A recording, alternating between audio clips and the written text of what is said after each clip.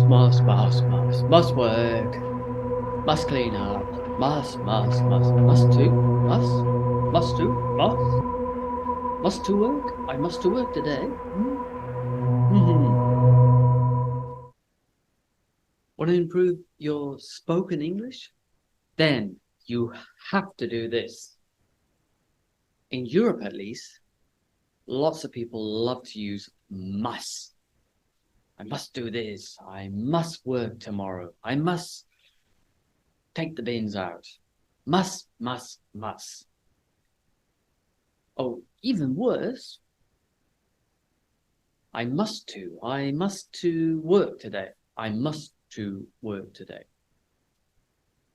I must to take the bins out. I must to cook. But you know what? There's no such thing as must to and must work. It's very rarely said by native speakers because we have to, and have to expresses these things that we kind of do because we're obliged to do. We have an obligation to do something. So have to helps us express obligations. And obligations fall into categories like, I have to work today. Or maybe these days, I have to go to the office today. So mostly I work from home, but today I have to go to the office. To sound more native, you need to start to use have to. Get it into your vocabulary. Get it into your English. Must does have a role in English. There are uses for it. But today, we're going to look at have to. Get have to into your vocabulary. Start using it. So we're going to look at what an easy form it is. And we're going to look at a way to get it into your English. So you start using it. Here we have the form. As you can see, have to, had to, don't have to, didn't have to, she has to, they have to, etc. They all take a type 1 action after them. So some quick examples. I have to work today. I have to stay home this evening and look after the kids. Where's your wife? Oh, she had to take the kids to school. So there are some examples.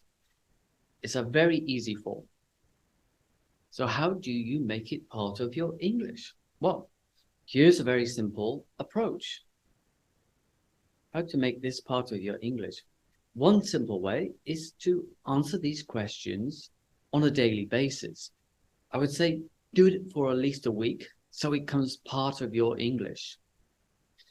I call this applied English because you're applying the English to your life, and this makes it real, less abstract. It makes it the meaning much more concrete to you.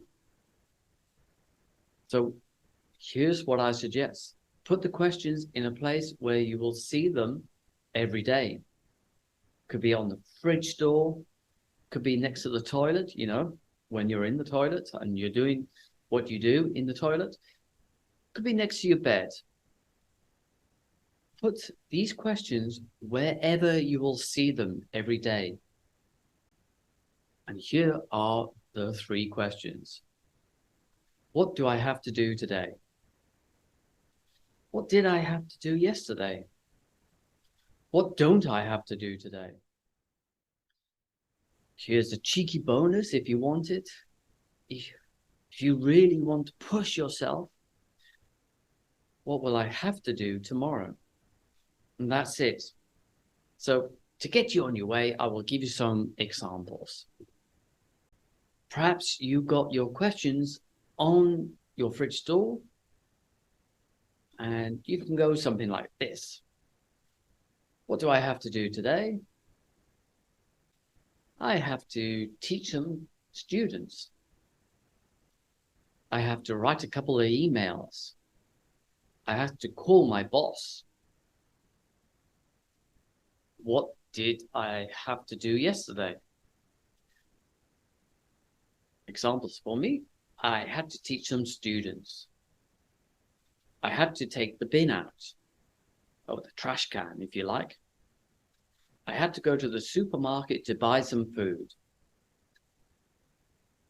What don't I have to do today? I don't have to drive. I'm working from home. I don't have to go to the office because I'm working from home. I don't have to take the bin out today because I took it out yesterday. And the bonus question, if you really want it, what will I have to do tomorrow? So I'll have to. Okay, it's always good to do the contract. I will. So try to get it. I will to I'll. I'll have to. And plus this type 1. So I'll also have to work tomorrow. I'll have to finish my work because it's Friday tomorrow and the weekend starts at the end of the day. I'll have to make some invoices. And there you are.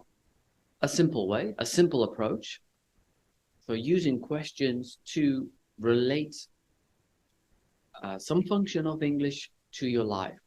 And it works very well for have to.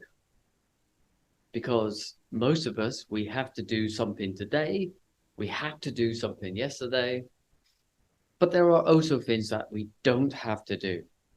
So you can apply it to your life and therefore you make the language more real.